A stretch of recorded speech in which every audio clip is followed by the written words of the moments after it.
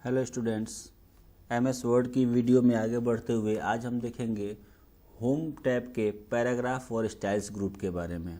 इसके पहले की वीडियो में हमने क्लिपबोर्ड और फॉन्ट ग्रुप को देख लिया था। आज बारी है पैराग्राफ ग्रुप की। तो हम शुरू करते हैं आज का अपना वीडियो। तो पैराग्राफ ग्रुप में सबसे पहले आता है बुलेट लाइब्रेरी। इसको हम बोलते हैं बुलेट लाइब्रेरी। सपोज़ हम कुछ लिखते हैं यहाँ पर, अगर हम चाहते हैं कि हम जो कुछ भी लिखें वो एक सीक्वेंस में लिखें, या जैसे हम नंबरिंग लिखते हैं, जैसे हम लिस्ट बनाते हैं, तो वैसे ही एक लिस्ट अगर हमको यहाँ पर बनाना हुआ, कुछ आइटम्स का लिस्ट हुआ या जो भी सामान हमको रखना है, राइट करना है, उसका अगर हम लिस्ट बनाना चाहते हैं, सपोज़ है टी, मिल्क या जो कुछ भी ऐसा हम चाहते हों, तो इसको हम कर लेंगे पहले सेलेक्ट करने के बाद हम चलेंगे अपने बुलेट लाइब्रेरी में, और जैसा इफेक्ट हम इनको देंगे सेम वो हमारे सारे के सारे टेक्स्ट के साथ अप्लाई हो जाएगा। ऐसे लिस्ट को हम बोलते हैं बुलेट, जिनका कोई सीक्वेंस नहीं होता है, जिनकी कोई नंबरिंग नहीं होती है। ये एक अनऑर्डर्ड लिस्ट होता है, जिसमें हम केवल शेप्स से ही अपनी नंबरिंग कर पाते हैं। इसी को हम लोग बोलते हैं अनऑर्डर्ड लिस्ट, और इस अनऑर्डर्ड लिस्ट को हमारे एमएस वर्ड में बुलेट कहा जाता है। नेक्स्ट है, ये है एक ऑर्डर्ड लाइब्रेरी, एक ऑर्डर्ड लिस्ट, यानी इसमें हमको नंबर्स मिल सकते हैं, ABCD मिल सकता है, जो भी नंबरिंग हम करते हैं अपने लिस्ट को बनाने के लिए। सपोज जैसे ये लिस्ट है हमारे पास टी या मिल्क, इसको अगर हम चाहते हैं कि एक नंबरिंग देना 1 2 3 या जो भी हम देना चाहते हैं, इसको सेलेक्ट करने के बाद से हम आएंगे यहाँ पर, इस एरो पे क्लिक करेंगे और इसमें से जिस पे भी हम क्लिक कर देंगे वो इफेक्ट हमारे टेक्स्ट पर दिखेगा। हमने रोमन कर दिया, हम यहाँ से चाहे तो ABC कर सकते हैं, या जो भी लिस्ट हम देना चाहेंगे यहाँ से हम उसको दे सकते हैं। इसके बाद आता है मल्टी लेवल लिस्ट। यहाँ पे हम देखते हैं कि एक के अंदर एक, एक के अंदर एक, यानी कि अगर हमने कोई एक लिस्ट बनाया, उस लिस्ट के अंदर भी कोई दूसरी लिस्ट है, तो उसको हम बोलते हैं मल्टी लेवल लिस्ट। सपोज हमने A और B रखा, और B के अंदर कुछ और आइटम्स हों, जैसे मिल्क है, तो मिल्क में भी हमको 2 आइटम मिल सकते हैं, काऊ मिल्क या बुफेलो मिल्क या गोट मिल्क। हमको जो भी इसमें लिस्ट आइटम्स मिल जाएंगे उनको हम इस मिल्क की कैटेगरी में रखेंगे। तो मिल्क भी अपने आप में एक लिस्ट है, क्योंकि एक हमने चाय का लिस्ट बना लिया, सपोज़ वो केवल अकेला है टी। दूसरा लिस्ट हमने बनाया मिल्क अब कई तरह का हो सकता है, तो उसमें हम अब उसके लिस्ट को क्रिएट करेंगे। तो जो लिस्ट हम इस मिल्क के अंदर क्रिएट करेंगे, यानी ये कह ले कि जो हमने बी लिखा हुआ है, इस बी के अंदर जो भी लिस्ट हमारी अब क्रिएट होगी उसको हम बोलेंगे मल्टी लेवल लिस्ट। जो मल्टी लेवल लिस्ट होगी वो कैसे होगी, सपोज़ ये है C, अगर मैं यहाँ पे करता हूँ 1, तो अब देखिए जो भी मैं लिखूँगा वो इस B के अंदर लिखेगा। यानी इस तरह की जो लिस्ट बनी है, इसी लिस्ट को हम लोग बोलते हैं मल्टी लेवल लिस्ट। तो या तो हम यहाँ से, जैसे मैंने डायरेक्ट यहाँ पर नंबर लिखा और हमारा लिस्ट बनना शुरू हो गया, तो हम ऐसे भी मल्टी लेवल लिस्ट क्रिएट कर सकते हैं। और या फिर अगर चाहें तो हम इस मल्टी लेवल लिस्ट के लिए यहाँ से भी कोई भी एक नंबर सिस्टम चूज़ कर सकते हैं। तो इस तरह की लिस्ट को हम लोग बोलते हैं मल्टी लेवल लिस्ट, जिसको हम या तो डायरेक्टली क्रिएट कर लें या फिर हम यहाँ से कोई एक फॉर्मेट सेलेक्ट कर लें। नेक्स्ट आता है इंडेंटेशन का। इसको हम लोग बोलते हैं डिक्रीज इंडेंट, और इसको हम लोग बोलते हैं इंक्रीज इंडेंट। अब ये इंडेंट क्या है? इंडेंट मीन्स कि एक स्पेस क्रिएट करता है, ये अपने पैराग्राफ का एक स्पेस क्रिएट करता है। सपोज मैंने इसको सेलेक्ट कर दिया, अगर मैं यहाँ से क्लिक करता हूँ इंक्रीज करने के लिए अपने इंडेंट को, तो ये क्या करेगा, यहाँ से एक स्पेस इसको ऐसे देता चला जाएगा। और ऐसे अगर इसको हम डिक्रीज करेंगे तो यहाँ से इसको ये पीछे लेके आएगा। ये पूरे के पूरे पैराग्राफ को हम चाहे तो कहीं भी मूव कर सकते हैं, जितना स्पेस हमको जहाँ से चाहिए। या फिर हम चाहते हैं सबको एक साथ करना, तो हम सबको सेलेक्ट कर लेंगे और इंडेंटेशन हमारा अप्लाई हो जाएगा। इसको बोलते हैं इंडेंट करना। इसको हम इंक्रीज और डिक्रीज दोनों कर सकते हैं। नेक्स्ट आता है सॉर्टिंग। ये जो ऑप्शन है ये सॉर्ट करने के लिए होता है। जो हमने टेक्स्ट को लिखा हुआ है वो असेंडिंग या डिसेंडिंग ऑर्डर में सॉर्ट हो सकता है। सपोज मैं यहाँ पे कुछ टेक्स्ट लिखता हूँ, मैंने लिख दिया राम श्याम सीता गीता, मैंने कुछ भी लिखा। अब जो टेक्स्ट मैंने लिखा हुआ है इसको अगर मैं चाहता हूँ कि असेंडिंग या डिसेंडिंग ऑर्डर में सॉर्ट हो जाए तो उसके लिए पहले हम टेक्स्ट को सेलेक्ट कर लेंगे, उसके बाद हम चलेंगे इस ऑप्शन पे। तो जैसा हमने सिलेक्शन किया हुआ है ये ऑटोमेटिक रीड कर लेगा कि जो हमने सेलेक्ट किया हुआ है वो टेक्स्ट है या फिर वो नंबर है। तो यहाँ पर टेक्स्ट है, इसको हम डिसेंडिंग या असेंडिंग जिसमें भी चाहेंगे उसमें इसको हम सॉर्ट कर लेंगे। तो देखिए यहाँ पर ये सॉर्ट हो गया। सपोज अगर यहाँ पर कोई नंबर होता, ये नंबर है, इस नंबर को अगर हम करते हैं सेलेक्ट और फिर करते हैं सॉर्ट पे तो इस बार इसने ऑटोमेटिक ढूंढ लिया कि ये एक नंबर है। अब इसको भी हम चाहें असेंडिंग या डिसेंडिंग में हम इसको सॉर्ट कर सकते हैं। मैं डिसेंडिंग में कर रहा हूँ, ये सॉर्ट हो गया हमारा नंबर डिसेंडिंग में। तो ये है सॉर्टिंग। अब इसके बाद आता है पैराग्राफ। ये क्या करता है, पैराग्राफ को शो या हाइड करने के लिए इस्तेमाल किया जाता है बेसिकली। तो इसका इस्तेमाल हम लोग करते ही नहीं हैं, बट कई बार क्या होता है कि बाय डिफ़ॉल्ट ये गलती से क्लिक हो जाता है। उससे क्या होगा कि हमने जितनी बार इंटर की प्रेस किया होगा जिस भी पोजीशन से, तो हमारा MS वर्ड ये मानता है कि हमने वहाँ से अपना पैराग्राफ चेंज कर लिया। उस हमारे इंटर की को ही पैराग्राफ चेंज मान लेता है।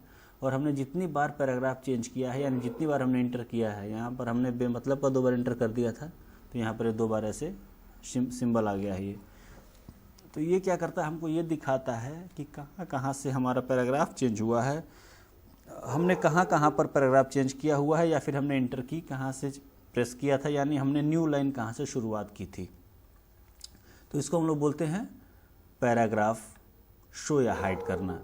हम चाहें तो इसको यहाँ से हाइड कर सकते हैं। एक बार क्लिक करने पे सेलेक्ट हो जाता है, दोबारा क्लिक करने पर ये हाइड हो जाता है।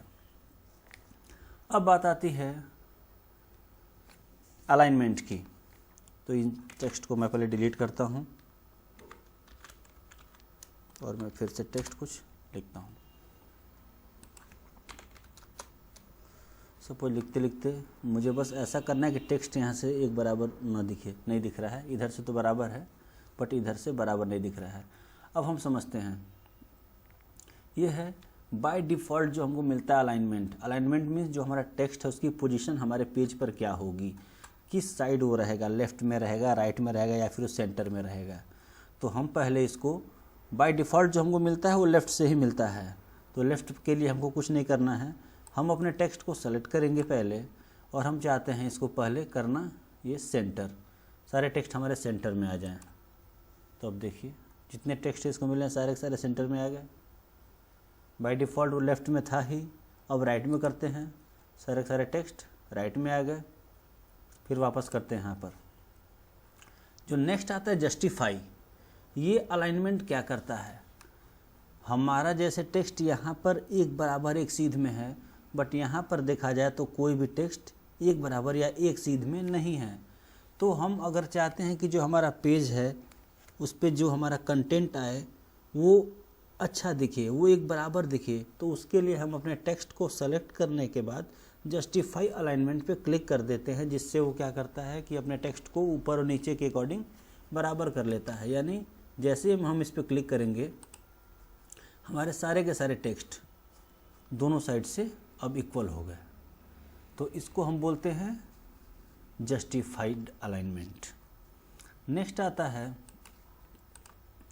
जैसे हमने जो भी टेक्स्ट यहाँ पर लिखा हुआ है उस टेक्स्ट में अगर हम चाहते हैं कि थोड़ा सा लाइन का स्पेस हो जाए, तो लाइन की स्पेसिंग के लिए हमको इस ऑप्शन पे आना होता है। जो भी हमने यहाँ पे टेक्स्ट को सेलेक्ट किया हुआ है, अगर हम यहाँ पर आते हैं और लाइन स्पेसिंग में जाते हैं, ये देखिए हम जहाँ भी जाएंगे जो हमारा लाइन है वो हम जिस पे भी क्लिक करेंगे उतने डिस्टेंस पे हमारा जो लाइन है वो अपने मार्जिन को सेट कर लेता है। तो इसको बोलते हैं लाइन स्पेसिंग। हम चाहते हैं तो पूरे के पूरे अगर लाइन को रिमूव भी कर दे, अगर लाइन स्पेसिंग को, तो हम यहाँ से उसको रिमूव कर देंगे। देखिए रिमूव हो गया। इसके पहले इसका इफेक्ट इसलिए नहीं दिखा था क्योंकि हमने यहाँ पर क्लिक कर दिया था, तो वो रिमूव करने के बाद भी स्पेसिंग को मेंटेन किया हुआ था। हमारे पैराग्राफ के बाद जो भी स्पेस है उसको ये रिमूव कर देता है। तो हम यहाँ जब आ जाएंगे तो हमको ये स्पेस यहाँ से अब नहीं दिख रहा है। जो हमारा पैराग्राफ ख़त्म हुआ है उसके बाद जो लग रहा है अगली लाइन सेम उसी के बराबर डिस्टेंस पर लिखी हुई है। तो इससे जो हमारा पैराग्राफ चेंज दिखता था इफेक्ट, थोड़ा सा स्पेस ज़्यादा होता है। नॉर्मली जब हम अपने टेक्स्ट को राइट करते हैं और हमारा पेज भरता है अपने उस रो को, तो नेक्स्ट रो में हमारा जो टेक्स्ट आता है वो डिस्टेंस हम इंटर करते हैं उस डिस्टेंस से थोड़ा सा डिफरेंट होता है। तो हमने अभी इस ऑप्शन से क्या किया कि उस डिफरेंस को भी हमने हटा दिया, यानी कि हमने यहाँ से पैराग्राफ के बाद वाले स्पेस को भी रिमूव कर दिया था। अगर हम चाहें अपने पास से कुछ स्पेस ऐड करना तो फिर हम यहाँ पर आकर के लाइन स्पेसिंग ऑप्शन में जाएंगे और हम यहाँ पर जैसा स्पेसिंग यहाँ बना हुआ है हम यहाँ पर जो भी स्पेस दे देंगे उसके अकॉर्डिंग हमारा जो टेक्स्ट है वो स्पेस अपना मेंटेन कर लेगा। ओके करते हैं, वो स्पेस आ गया। यानी कि जो इफ़ेक्ट हम स्पेसिंग के लिए यहाँ से दे सकते थे वो हमने यहाँ से भी जा कर के दे लिया। तो इसको नेक्स्ट आता है शेडिंग। शेडिंग का मतलब कि जैसे हम किसी भी टेक्स्ट को चाहते हैं कि ये टेक्स्ट किसी दूसरे कलर में अपीयर हो, जैसे हम किसी बुक पे हाइलाइटर लगाते हैं रीड करने के टाइम पे, तो वैसे ही हम अपने इन टेक्स्ट को भी हाईलाइट कर सकते हैं शेडिंग करके। तो जिस टेक्स्ट को हमको शेड करना है हम उस टेक्स्ट को पहले सेलेक्ट कर लेंगे, उसके बाद हम शेडिंग ऑप्शन में चलेंगे और यहाँ से किसी भी एक कलर को चूज़ कर लेंगे। तो जो हमारा टेक्स्ट था वो शेड हो जाएगा, शेडेड हो जाएगा। अगर हम चाहते हैं कि जो टेक्स्ट हमने शेड कर दिया है ये हमको नहीं चाहिए, हम इसको रिमूव करना चाहते हैं, तो उस केस में हम आएंगे और यहाँ से नो कलर पे क्लिक कर देंगे तो हमारा जो टेक्स्ट होगा वो प्लेन टेक्स्ट में फिर से कन्वर्ट हो जाएगा। अब नेक्स्ट आता है बॉर्डर। बॉर्डर का मतलब है कि सपोज़ हमने इस पैराग्राफ को सेलेक्ट कर लिया, हम चाहते हैं कि जो ये पैराग्राफ है या ये जो सेलेक्टेड टेक्स्ट है, पैराग्राफ ना भी हो, हम केवल कुछ टेक्स्ट को भी अगर सेलेक्ट कर लेते हैं या फिर हमने केवल इतना ही सेलेक्ट कर लिया, हम चाहते हैं कि इस टेक्स्ट को हम एक बॉर्डर के अंदर रखें, तो हम यहाँ से जाएंगे और इस आउटसाइड बॉर्डर पर क्लिक कर देंगे तो जो हमारा टेक्स्ट है वो एक बॉर्डर के अंदर आ जाएगा। या फिर हम चाहते हैं कि जो हमारा ये पैराग्राफ है इस पर भी हम कुछ बॉर्डर दे दें, लेकिन हम ऐसा वाला बॉर्डर नहीं देंगे जो चारों तरफ से आए, हम चाहते हैं केवल लेफ़्ट से देना, तो इसको हमने लेफ़्ट से दे दिया। अब ये जो पैराग्राफ है इसको हम चाहते हैं बॉर्डर देना, बट इसको हम इस बार लेफ़्ट से ना दे करके चाहे तो राइट से दे सकते हैं, इसमें इधर से बॉर्डर आ गया। अगर हम चाहते हैं अपने पूरे के पूरे इस टेक्स्ट को एक बॉर्डर में कर देना, तो हम क्या करेंगे, उस टेक्स्ट को सेलेक्ट कर लेंगे और आउटलाइन बॉर्डर पर क्लिक कर देंगे, तो जो हमारा टेक्स्ट है चारों तरफ से आउटलाइन बॉर्डर आ गया। ये इफ़ेक्ट अलग इसलिए है क्योंकि हमने इसको एक पैराग्राफ पे नहीं अप्लाई किया था, इसको हमने किसी एक सेलेक्टेड टेक्स्ट पे किया था। तो जब भी हम बीच के किसी टेक्स्ट पे इस बॉर्डर को अप्लाई करेंगे तो केवल उस सेलेक्टेड टेक्स्ट पर ही होगा, लेकिन जब हम एक पैराग्राफ को सेलेक्ट कर लेंगे तब उसका इफ़ेक्ट पूरे के पूरे पैराग्राफ पर आएगा। तो ये था हमारा पैराग्राफ ग्रुप। अब इसके बाद आता है स्टाइल। स्टाइल के लिए हम एक बार अपने इस सारे के सारे टेक्स्ट को डिलीट करते हैं, फिर से हम यहाँ पर टेक्स्ट राइट कर लेते हैं।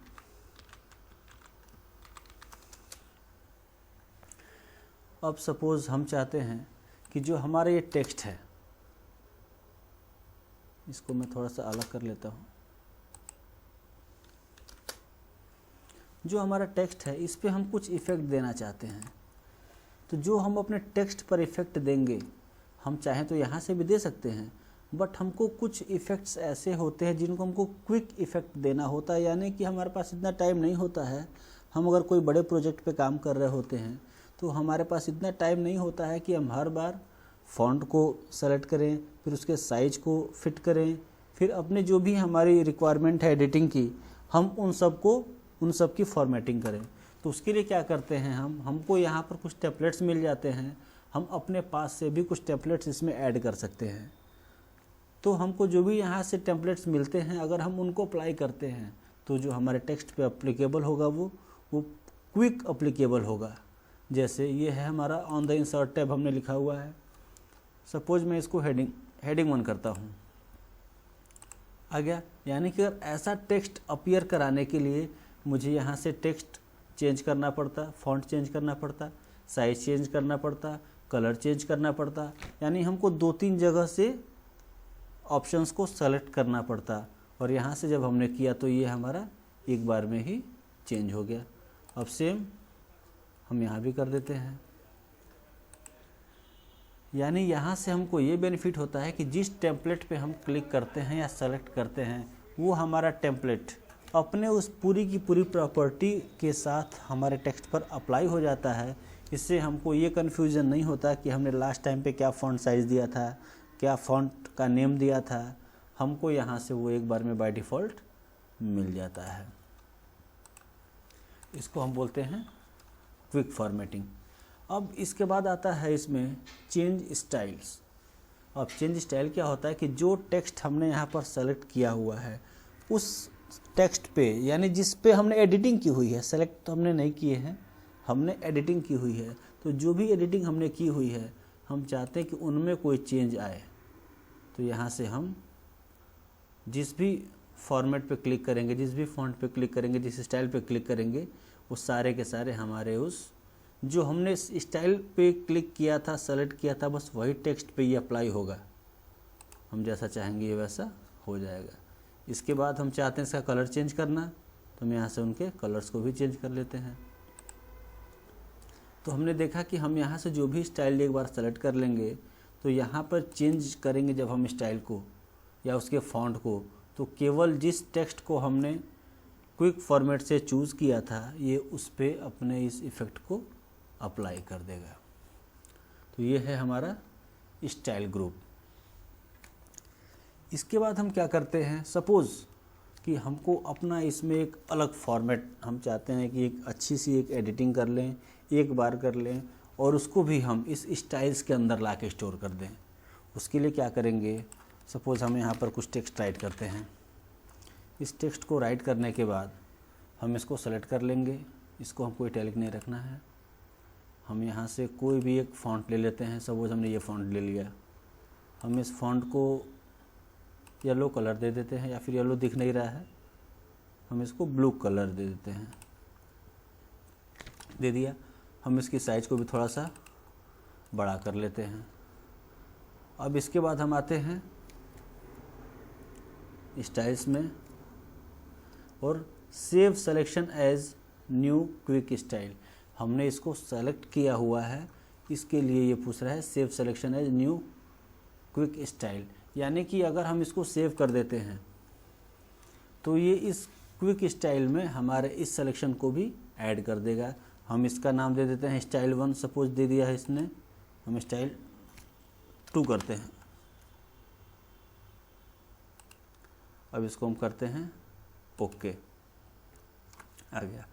अब अगर हम चलते हैं इस टेक्स्ट पे, इसको हम सेलेक्ट करते हैं और यहाँ से हम आते हैं तो हमको यहाँ कहीं स्टाइल 2 ज़रूर दिखेगा। स्टाइल 2 ये है, ये आ गया ना। तो हम चाहें तो अपना भी टेक्स्ट कोई भी एडिट करके और क्विक स्टाइल में रख सकते हैं, और चाहे तो यहाँ से बने बनाए टेम्पलेट से भी हम अपने यूज़ में इनको ले सकते हैं। अब बात करते हैं लास्ट ग्रुप की, एडिटिंग ग्रुप। एडिटिंग ग्रुप में सबसे पहला है फाइंड। फाइंड यानी सपोज हमको कोई टेक्स्ट जो हमारे इस डॉक्यूमेंट में है, किसी भी एक वर्ड को अगर हम फाइंड करना चाहते हैं या किसी लाइन को हम फाइंड करना चाहते हैं, बट जो भी हम फाइंड करेंगे हमको लिखना पड़ेगा। तो हम फिलहाल वर्ड पे ही फाइंड करेंगे, हम कोई सेंटेंस राइट नहीं कर रहे। हम अगर यहाँ पर लिखते हैं दैट, अब हम करेंगे फाइंड नेक्स्ट, तो हमारा कर्सर अभी जहाँ होगा वहाँ से ये नेक्स्ट फाइंड करेगा। उसके लिए हम अपने कर्सर को सबसे पहले कहीं एक जगह ऐसी जगह क्लिक कर देंगे जहाँ से हमको नेक्स्ट फाइंड करना हो। अब हम फाइंड नेक्स्ट पे जब क्लिक करेंगे तो हमारा जो टेक्स्ट होगा, जो ये फाइंड होता जाएगा, वो सेलेक्ट भी होता जाएगा उस समय तक के लिए जब तक हम अगला फाइंड नेक्स्ट पे क्लिक नहीं करते। हमने जैसे क्लिक किया ये टेक्स्ट यहाँ पर आ गया सेलेक्ट करके, यानी कि ये फाइंड कर लिया इसने दैट। इसके बाद हम फिर करेंगे नेक्स्ट, अगला दैट आ गया, यहाँ से ये सबको बारी बारी फाइंड करेगा। फिर ये बोल रहा है word was finished searching the document, हमारे पूरे के पूरे डॉक्यूमेंट में इसने सर्च कर लिया। नेक्स्ट आता है इसमें रिप्लेस। रिप्लेस यानी कि हम अगर किसी वर्ड को, किसी टेक्स्ट को, कुछ भी अगर हम चाहते हैं कि जो हमने लिखा हुआ है उसकी जगह कुछ और लिखा जाए, तो हम रिप्लेस पे क्लिक करते हैं और सबसे पहला उसमें ऑप्शन है फाइंड व्हाट, क्या फाइंड करना चाहते हैं हम जिसको रिप्लेस करना है। तो यहाँ पर दैट मैंने पहली बार फाइंड किया था तो वो लिखा हुआ है, हम चाहे तो इसको यहाँ से डिलीट करके कोई दूसरा टेक्स्ट राइट कर सकते हैं, बट मैं अभी यहाँ पर दैट को लिखने देता हूँ और मैं यहाँ पर लिखता हूँ, इंडिया। अब इससे क्या होगा, जितनी जगह हमने दैट लिखा था उतनी जगह यहाँ पर इंडिया अपने आप आ जाएगा। जैसे मैं फाइंड नेक्स्ट करूँगा तो मेरा कर्सर जहाँ भी होगा वहाँ से जो पहला उसको दैट मिलेगा ये वहाँ पर जाएगा और उसके बाद उसको फाइंड कर लेगा। अगर हम चाहते हैं कि इस दैट को ये रिप्लेस करे तो हम रिप्लेस पे क्लिक करेंगे, वो दैट इंडिया में चेंज हो जाएगा। उसके बाद बाय डिफ़ॉल्ट जो हमारा अगला दैट होगा ये वहाँ चला जाएगा और फिर जब रिप्लेस पे क्लिक करेंगे तो ये भी चेंज हो जाएगा। बट अभी तो ये एक आध बार और आने का चांस है और हम चाहते हैं कि जितनी जगह हमारा दैट वर्ड है वो सारी जगह पे इंडिया लिखे, तो उसके लिए हम बारी बारी रिप्लेस ना करके रिप्लेस ऑल पे क्लिक कर देंगे। तो जो हमारा टेक्स्ट है हर जगह जहाँ जहाँ हमने लिखा हुआ था दैट, वहाँ पर ये इंडिया राइट कर देगा। तो फाइंड का यूज करते हैं किसी भी वर्ड को, टेक्स्ट को अपने डॉक्यूमेंट में फाइंड करने के लिए। रिप्लेस का इस्तेमाल होता है किसी भी वर्ड, सेंटेंस या किसी भी लाइन में या किसी भी एक वर्ड को अपने डॉक्यूमेंट में हम रिप्लेस करते हैं किसी दूसरे वर्ड से, तब हम रिप्लेस का यूज करते हैं। अगला आ गया सेलेक्ट। सेलेक्ट में क्या होता है, अगर हम क्लिक करते हैं सेलेक्ट ऑल तो जितने टेक्स्ट हमारे इस डॉक्यूमेंट में है सारे के सारे सेलेक्ट हो जाएंगे। तो सेलेक्ट ऑल का इस्तेमाल हम पूरे टेक्स्ट को सेलेक्ट करने के लिए करते हैं। नेक्स्ट आता है सेलेक्ट ऑब्जेक्ट्स।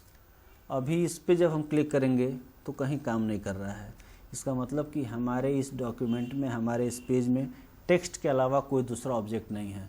अभी जब हम इंसर्ट करेंगे इसके बाद जब कुछ ऑब्जेक्ट्स हम इसमें लेंगे, कोई शेप लेंगे, कोई इमेज लेंगे, उसके बाद जब हम सेलेक्ट ऑब्जेक्ट पे क्लिक करेंगे तब इसका इफेक्ट वहाँ पर दिखाई देगा।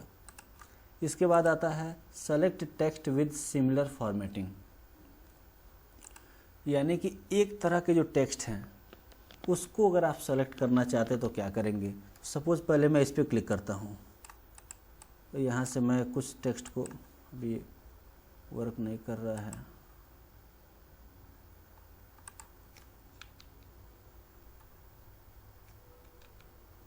सपोज मैं इस टेक्स्ट को करता हूँ सेलेक्ट, थोड़े से टेक्स्ट को बस हम कर लेंगे। उसके बाद यहाँ पे आएंगे और हम करेंगे select text with similar formatting.